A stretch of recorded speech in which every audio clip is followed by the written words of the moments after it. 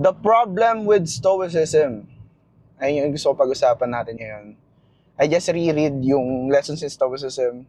It's a very great book. I recommend it to you.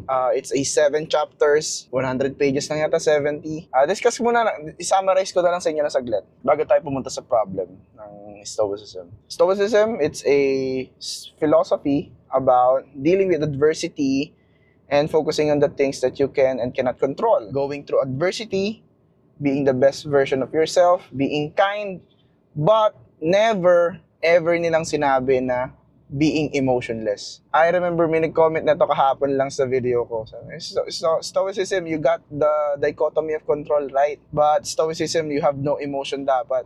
Sabi, tapos hindi ko ba nare-reply, hindi ko ba nagagawa ng video. I just realized na not so many people are still researching or just know the surface level of Stoicism, which is sad kasi they misinterpret it. And sometimes, dahil sa pagka-misinterpret nila, they accept that knowledge as the truth na, Stoicism, bawal may emotion, bawal ang magalit, suppress natin yung nararamdaman natin, which is not good, it's not true, diba? So, sa Stoicism, dun sa book, ayun yung problem na gustong i-point out ni John Sellers about sa emotion. Number 1, you cannot suppress emotions.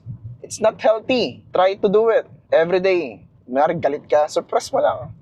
Huwag mo isulat, huwag mo i-let out, huwag mo i-release, huwag mo i-express, suppress mo lang. You will live an empty life, di ba? Tao ka lang eh, hindi ka naman robot, di ba? Marcus Aurelius, nalulungkot yan. Epictetus, Seneca, nalulungkot sila. Marcus Aurelius, tinatamad rin yan. Sabi niya, meron niya siya isang quote, parang, eto na ba ako? Humihihilata lang ba sa bed ko? Ito lang ba yung purpose ko sa buhay? Parang something like that. Gets nyo? So, you cannot suppress, number 1. Number 2, you cannot change your emotion by snap of a finger. Ayun sabi ni John Sellers. Hindi mo pwedeng, okay, hindi na ako galit. You can't. Bawal yun. But, ang sinabi niya doon is, pwede mong i-avoid or i-minimize yung para makarating ka sa emotion na yun. Sabi nga ni Seneca, anger is a temporary madness. No wonder bakit daming nakakapatay pag galit sila. Sabihin nila, nandilim yung paningin, which is real. Pag sinabi mo sa lawyer yon, I think sa mga cases, pag sinabi mong, tawag doon is passion.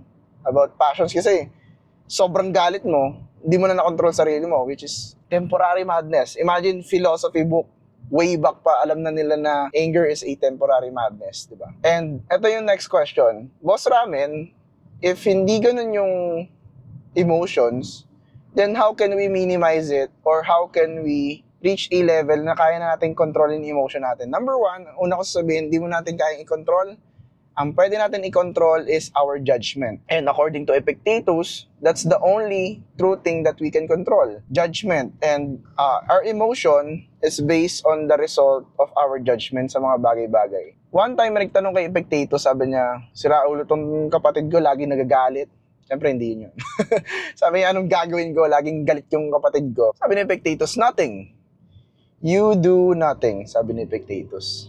Then, paano yun? Sabi sa kanya. Paano you do nothing? Sabi niya, it is our judgment na lang yung nagka-cloud sa atin kaya tayo nagagalit. And I realized na, bakit ka ba nagagalit sa isang bagay? Number 1, kung idadissect mo kung ano yung reason, sobrang liit lang. It's either nairita ka lang sa mukha niya, na-insecure ka, kaya ka nairita sa mukha mo, sa mukha niya, daw na-trigger yung pagkainis mo. Pwedeng ganon. Or may ginawa siya, nairita ka, pet peeve mo yun, ginudge mo siya as masamang tao, ginudge mo yung event na yun as bad, naging emotion mo na talaga na tuloy na anger. So, connected rin siya sa mga ibang books na, kunwari, Secrets of the Millionaire Mind. Thoughts leads to feelings, feelings leads to action, action leads to result. Yung thoughts mo or judgment mo sa isang bagay will lead into feelings. Doon pa lang yun na yung main point ni Epictetus eh. So, if you're looking at something na masama, then magiging masama talaga yung pakiramdam mo. But again, para boss Ramen pag nagalit na ako, then let it out. Sulat mo. Huminga ka. Diba? Become rational kasi nagiging irrational ka pag galit ka na. Lumayo ka mismo sa away since ganoon talaga. Boss Ramen, paano pag nakipagsuntukan na? Then fight. Bro, it's your purpose na lumaban. Papatayin ka na eh, diba? Pero ayun yung kay dito, kay Epictetus in dealing with anger. In dealing with adversity, my favorite one is Seneca. Since Seneca, he's a renowned teacher, professor, pero nakaranas rin siya ng hardship sa buhay niya. Pero yumaman din siya. And nung okay na yung buhay niya, ang ginagawa niya once in a while is pinapahirapan niya or china-challenge niya sarili niya na kunwari matulog sa floor, walang kainin, walang damit, ginawin, something like that. Then, i-realize niya na wala namang masama, wala namang big deal. Some people kasi, yumaman sila, dumami yung pera nila, nawala lahat ng yaman nila, feeling nila end of the world na. But not like Seneca. Seneca purposely do that once in a while to make him grounded na, okay lang rin nun pala. Mabubuhay rin pala ako. And ang favorite thing na gawin ni Seneca is look at adversity as opportunity. May iba-iba silang trait mga iba-ibang Stoic philosopher. Epictetus, more on judgment, that lahat ng bagay natin, lahat ng ginagawa natin is based on judgment lang. Ayun lang kaya natin kontrolin. Negative yung event, then baguhin mo yung judgment mo behind it. Seneca naman, favorite niyang gawin is to change your perspective from negative to positive. Kunwari, namatayan ka, then it's a time for you or possible time for you to manage your time and focus on the things that really matter, which is yung mga parents mo. Kumbaga, perspective change. Bagsak ka na sa school, then maybe that's a time or wake-up call sa'yo na kailangan mo pa mag-aral. You lack knowledge, so you need to work hard more. So, something like that. Ganun mag-isip si Seneca na you are not truly hurt talaga. You just need to, yung sabi nga ni, I think, Marcus Aurelius, what comes in a way becomes the way. Obstacle is a way. Meron problema sa harap, daanan mo. You don't avoid it. Kasi pag in-avoid mo yun, doesn't mean naman na may pag-away ka. For example, may challenge ka lang sa buhay mo, may gagawin kang content, tapos ayaw mo gawin, it will take a toll on you.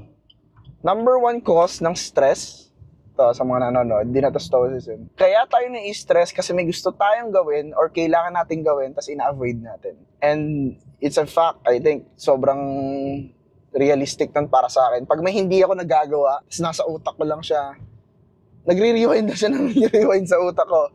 Tapos hanggang sa stress na ako. So, I want to do things the earliest lagi. Marcus Aurelius, ang favorite niya naman is to zoom out. Whenever he's dealing with problems, he just zoom out.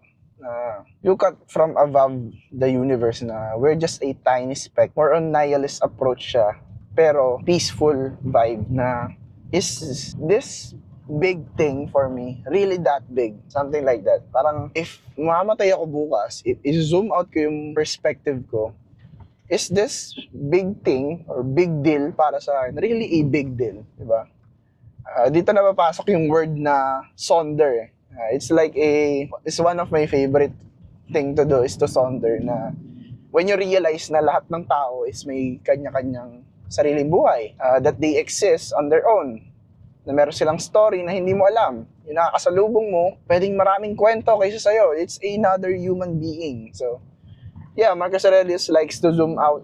Si Zeno o Citium, hindi ko alam yung story niya since some Stoics philosopher is wala silang written history on sobrang konti lang. For example, Epictetus, yung mga books niya is not written by him, it's written by his student, Phisophorus ba yun? Nakalimutan ko na. So, same lang rin kila Zeno. So, yeah. So, yun yung isang problem ng Stoicism na sinagot ko na ngayon, that about emotion. Kasi other than that, solid na yung philosophy nila, solid na yung foundation, solid na yung dealing with adversity, focus sa nakakontrol, be the better version of yourself, strict to yourself, tolerable with others, strict to yourself, something like that.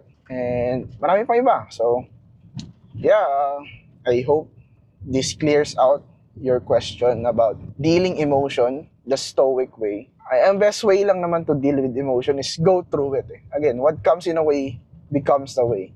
Go through it, process it, journal it, reflect to it na bakit siya nangyari. Hanapin mo yung pulot dulo. Hanapin mo yung trigger mo. Kasi if hindi mo isusulat kung ano yung mga triggers mo, you will not be aware kung bakit ka nagagalit. Sometimes yung trigger natin sobrang liit lang . Diba? That's why nauuso yung mga pet peeve. Mga nairita sila sa mga tao. If alam mo yun, then alam mo paano iwasan. Kung alam mo galit ka sa late, then huwag mo siya invite sa mga events. Or agahan mo ng sobra para, gets mo? Ikaw yung mag-adjust, ikaw yung aware . Ikaw yung alam. Diba? Or sabihan mo siya. If you're strong enough or brave enough to tell him or her. Anyways, that's it for today's video. Upload ko na lang to later habang nasa class ako. See you next video. Love you all. Peace. Bye-bye.